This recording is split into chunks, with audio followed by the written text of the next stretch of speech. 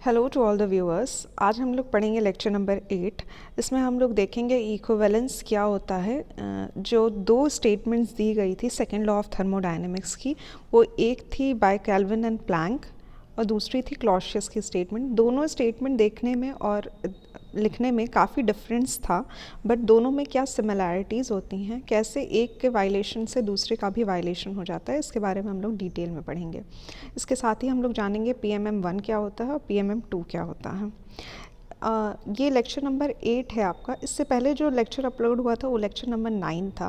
वो बस इसलिए था बिकॉज़ ये इसका फॉर्मेशन पहले हो गया था, बट अपलोड ये वाला पहले हुआ है, तो एंड दैट इज़ वाई कि ये प्रॉब्लम आ गई है, लेक्चर नंबर्स में डिफरेंस आ गया है। बट वो कोई बड़ी प्रॉब्लम नहीं है, ये उसी कॉन्टिन्यूएशन में ये लेक्चर है। तो अगर आप लोगों ने ये लेक्चर देख लिया तो आप लोग ये लेक्चर ईजिली देख सकते हैं। नेक्स्ट हम लोग स्टार्ट करते हैं विद द लेक्चर। स्टेटमेंट के क्या इक्विवेलेंस है वो जानने से पहले हम लोग इस स्टेटमेंट को एक बार केल्विन प्लैंक की और क्लॉसियस की स्टेटमेंट को हम लोग एक बार फिर से रीड कर लेते हैं। स्टार्ट करते हैं। It is impossible to construct a heat engine which will operate continuously and convert all the heat draws from a reservoir into work.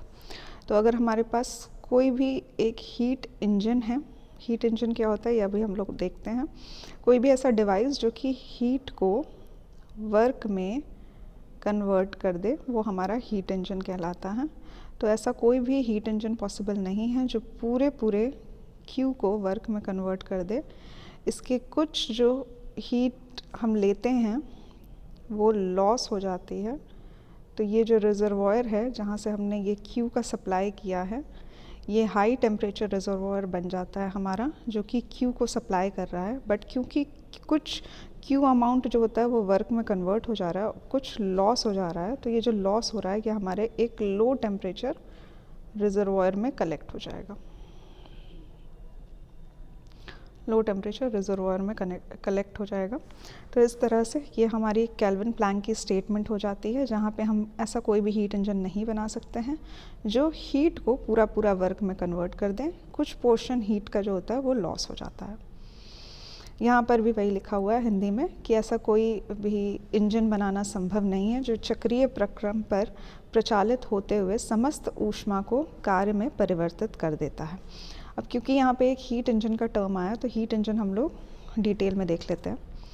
It is a thermodynamic system which operates in a cyclic process. Cyclic process एक ऐसा process होता है जहाँ पे finally हमने 1 से start किया, फिर हम प्रोसेस नंबर 2 पे गए, फिर ऐसे हम n नंबर ऑफ़ प्रोसेस में जाते हैं और वापस से हम लोग फर्स्ट प्रोसेस पे ही आ जाते हैं। तो ये हमारा जहाँ से इनिशियली हमने शुरू किया था फाइनली हम लोग वहीं पे पहुँच गए हैं।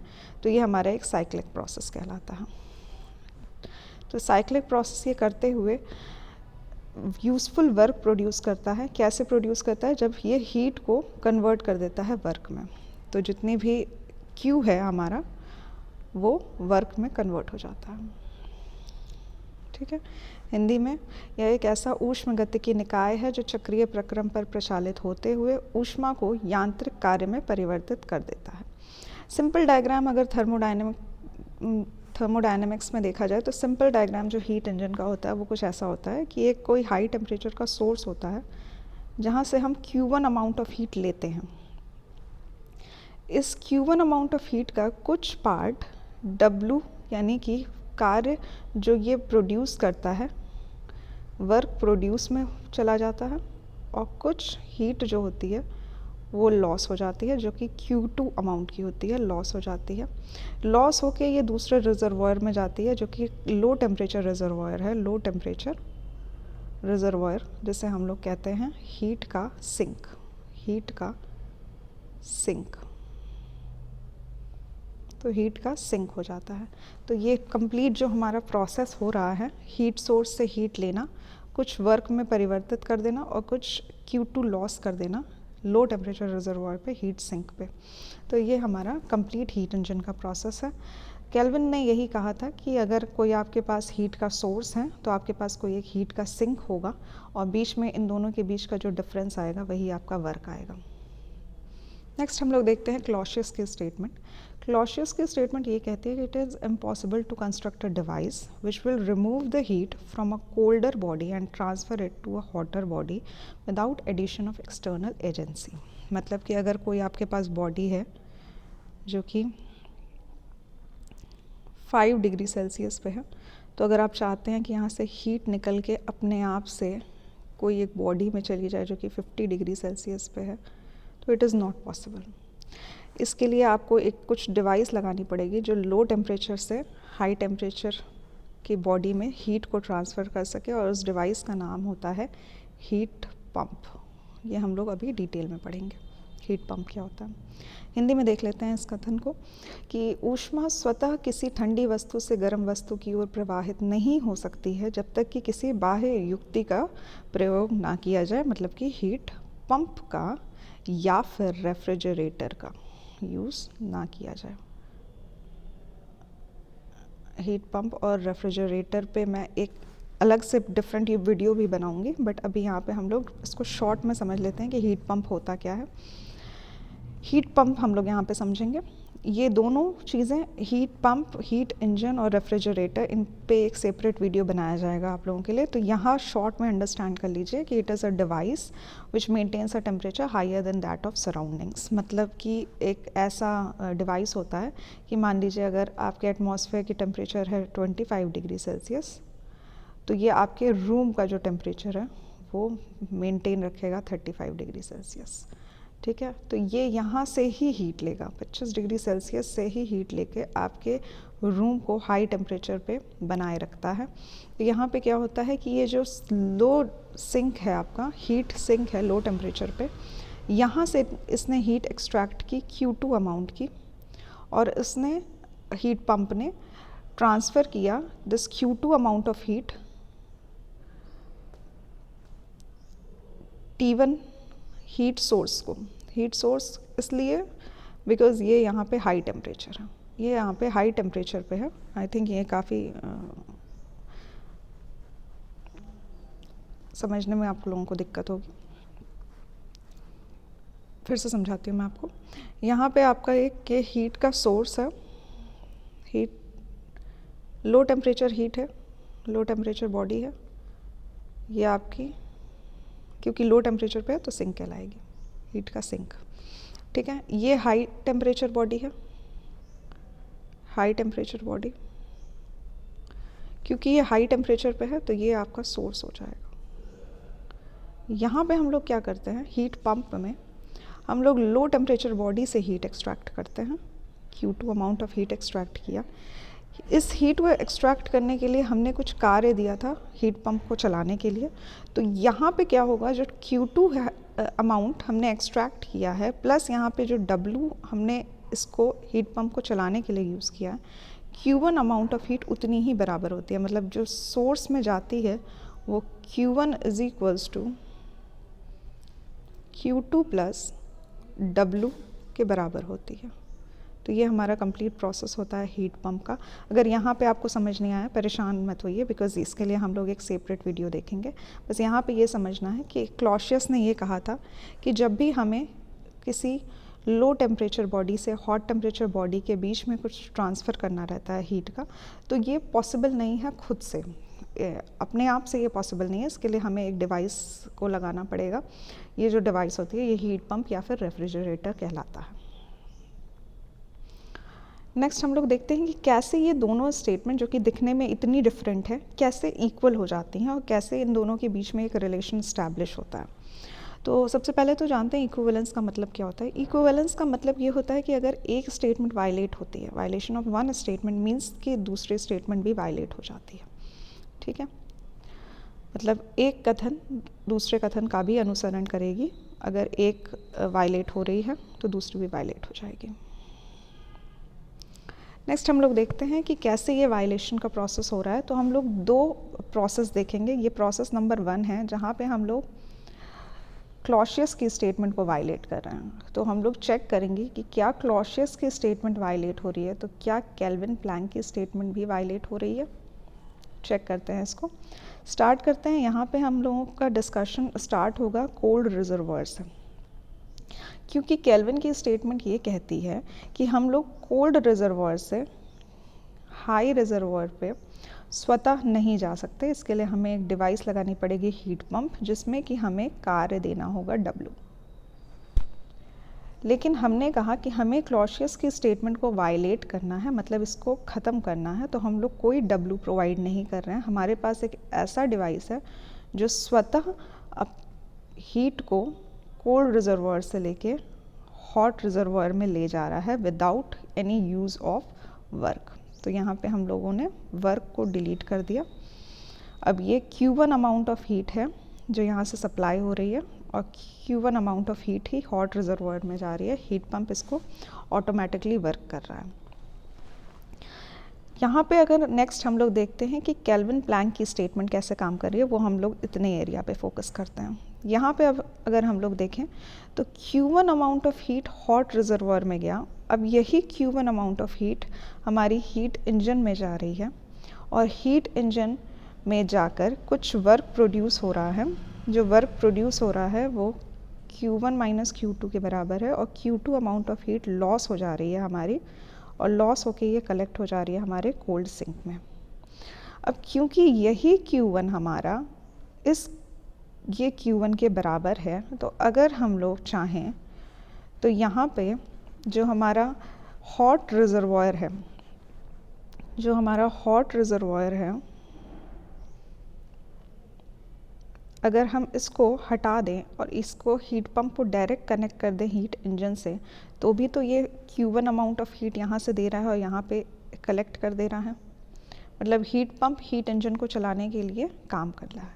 बट बिकॉज क्योंकि केल्विन की प्लैंक की स्टेटमेंट ये कहती है, केल्विन प्लैंक की स्टेटमेंट, कि हमें किसी भी हीट को ट्रांसफ़र करने के लिए 2 रिजर्वायर की ज़रूरत होती है, एक ठंडे सिंक की और एक हमारे हीट के सोर्स की। अब बिकॉज क्योंकि क्लॉशियस की स्टेटमेंट वायलेट हो गई है, तो हमने देखा कि हीट का सोर्स भी हमारा कैंसिल हो रहा है, इसलिए यहाँ पे केल्विन प्लैंक की स्टेटमेंट भी वायलेट हो जाती है। अगर ये आपको यहाँ पे अभी समझ नहीं आया तो प्लीज़ रिवाइंड कर लीजिए थोड़ा सा और फिर से समझने की कोशिश करिए। Q1 अमाउंट ऑफ हीट हमने कोल्ड रिजर्वायर से लिया और Q1 हमने हीट पंप से हीट इंजन में दे दिया और हीट इंजन ने कुछ उसमें कार्य में परिवर्तन किया और कुछ Q2 amount of heat loss कर दिया। तो यहाँ पे दोनों स्टेटमेंट का वायलेशन हो जाता है, क्लॉशियस का भी और केल्विन प्लैंक का भी। इसीलिए यहाँ हमने जाना कि एक स्टेटमेंट दूसरे स्टेटमेंट पे डिपेंड करती है। नेक्स्ट कंडीशन हम लोग लेते हैं। यहाँ पे हम लोग वायलेशन देखेंगे केल्विन प्लैंक स्टेटमेंट का। केल्विन प्लैंक की स्टेटमेंट हम लोग वायलेट करते हैं। हम लोग चेक करते हैं कि क्या क्लॉशियस की स्टेटमेंट भी वायलेट हो रही है। स्टार्ट करते हैं। केल्विन प्लैंक की स्टेटमेंट ये कहती है कि हमें 2 थर्मल रिजर्वायर की ज़रूरत है, T1 भी और T2 भी। क्योंकि हमें इसे वायलेट करना है तो हम लोग कंसीडर करते हैं कि हमारे पास एक हीट इंजन है जो कि T1 as a heat source act कर रहा है, जिसके लिए हीट सोर्स, और इस सोर्स के पास कोई भी सिंक नहीं है, मतलब Q2 लॉस नहीं हो रहा है, Q2 अमाउंट ऑफ हीट कहीं नहीं जा रही है। Q1 अमाउंट ऑफ हीट हमने इसको सप्लाई किया और Q1 ही इसके वर्क में प्रोड्यूस हो जा रही है। वर्क भी इतना ही ये प्रोड्यूस कर रहा है, मतलब जो हमारे पास हीट इंजन लगा हुआ है वो W Q1 के बराबर प्रोड्यूस कर रहा है, विच इज़ नॉट पॉसिबल। तो मतलब केल्विन प्लैंक की स्टेटमेंट वायलेट हो गई। नेक्स्ट हम लोग चेक करेंगे कि क्या क्लॉशियस की स्टेटमेंट वायलेट हो रही है। तो इसके लिए हम लोग समझते हैं कि यहाँ पे अब हमारे पास एक हीट पंप लगा हुआ है। हीट पंप हमारे कोल्ड सोर्स से Q2 अमाउंट ऑफ एनर्जी ले रहा है, Q2 अमाउंट ऑफ एनर्जी ले रहा है और हीट पंप में कुछ वर्क प्रोड्यूस हो रहा है जो कि Q1 के बराबर है। तो Q1 प्लस Q2 मिल के हमारे पास हीट के सोर्स में चले जा रहे हैं, हीट के सोर्स में चले जा रहे हैं। तो यहाँ पे अगर हम लोग देखें कि Q1 अमाउंट ऑफ हीट यहाँ से आया T1 सोर्स से, Q1 अमाउंट ऑफ हीट यहाँ पे चला गया हमारे हीट पंप में और Q1 वापस से मिल गया इसको, Q1 प्लस Q2 वापस से मिल गया। मतलब अगर हम इस पूरे प्रोसेस में देखें, अगर हम पूरे सिस्टम को हीट पंप मान लेते हैं, पूरे सिस्टम को हीट पंप मान लेते हैं, तो ये पूरा एज अ हीट पंप काम कर रहा है, जिसमें इंटरनली तो Q1 फ्लो कर रहा है हर जगह पे, T1 से हीट इंजन में, फिर हीट पंप से Q1 अमाउंट ऑफ हीट वापस से यहाँ पे। तो मतलब ये होल प्रोसेस में Q1 कहीं ना कहीं वर्क फ्लो कर रहा है, बट हीट पंप ने Q2 अमाउंट ऑफ हीट ही लिया है यहाँ से। तो Q2 अमाउंट ऑफ हीट लिया और Q2 अमाउंट ऑफ हीट ही दे दिया है यहाँ पे। तो यहाँ पे अगर हम लोग देखें तो क्लॉसियस की स्टेटमेंट वायलेट करती है, क्योंकि क्लॉसियस की स्टेटमेंट ये कहती है कि विदाउट गिविंग एनी वर्क हम लोग Q2 को, मतलब लो टेम्परेचर बॉडी से कोई भी हीट एक्सट्रैक्ट नहीं कर सकते जब तक कि हम कोई कार्य ना दें। तो यहाँ पे हमने देखा कि हम कोई कार्य नहीं दे रहे हैं, फिर भी हमारा हीट पंप जो है वो वर्क कर रहा है। आई होप आपको समझ में आया होगा। इन शॉर्ट अगर समझें, क्योंकि हमने केल्विन प्लैंक की स्टेटमेंट वायलेट की है तो हमारी क्लॉसियस की स्टेटमेंट भी वायलेट हो जाती है, क्योंकि हमने हीट का जो सिंक है वहाँ से heat Q2 amount of heat लिया और हीट के सोर्स में भेज दिया Q2 अमाउंट ऑफ हीट। जितना हीट लिया Q2 अमाउंट उतना ही सोर्स में हमने भेज दिया और किसी भी कार्य का कोई परिवर्तन नहीं दिया गया। जो Q1 अमाउंट ऑफ हीट है ये पूरा एज अ हीट पंप ही काम कर रही है यहाँ पे। तो हीट पंप, ये पूरे हीट इंजन और हीट पंप के सिस्टम को हमने एक heat pump, single heat pump मान लिया है,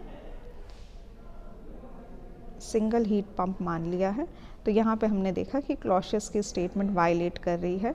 कोई भी कोल्ड बॉडी से हॉट बॉडी में नहीं जा सकता जब तक कि हम कोई कार्य उसमें ना दें।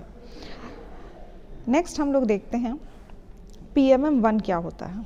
PMM1 ये कहता है कि there will be no machine which would continuously supply work without some form of energy disappearing simultaneously. मतलब ऐसा कोई भी मशीन बनाना पॉसिबल नहीं है जो पूरे वर्क को एनर्जी में कन्वर्ट कर देता है और कोई भी फॉर्म ऑफ एनर्जी डिसअपियर नहीं होती है। मतलब सिर्फ वर्क प्रोड्यूस हो रहा है और कहीं से भी कोई Q लॉस ही नहीं हुआ। तो ये एक, अगर इस प्रकार की कोई मशीन बन जाती है तो ऐसी एक फिक्शियस मशीन होगी, मतलब एक आइडियल कह सकते हैं, इम्पॉसिबल टाइप की मशीन होगी जो कि सिर्फ इमेजिनेशन में है। तो इसे हम लोग PMM1 का नाम देते हैं। डायग्राम इसका देखिए कि एक ही इंजन है जो कि सिर्फ कार्य को प्रोड्यूस कर रहा है और कोई भी अमाउंट ऑफ Q जो है वो कहीं पे भी डिसअपियर नहीं कर रही है। कोई भी अमाउंट ऑफ Q हमने इसको नहीं दिया, बस वर्क प्रोड्यूस हो जा रहा है। इसी तरह देखा जाए कि कोई इंजन है जो कि Q को सप्लाई कर रही है, Q का सप्लाई कर रही है, हीट का सप्लाई कर रही है, बट कोई भी कार्य इसमें नहीं दिया जा रहा है। तो ये हमारा PMM1 हो जाएगा।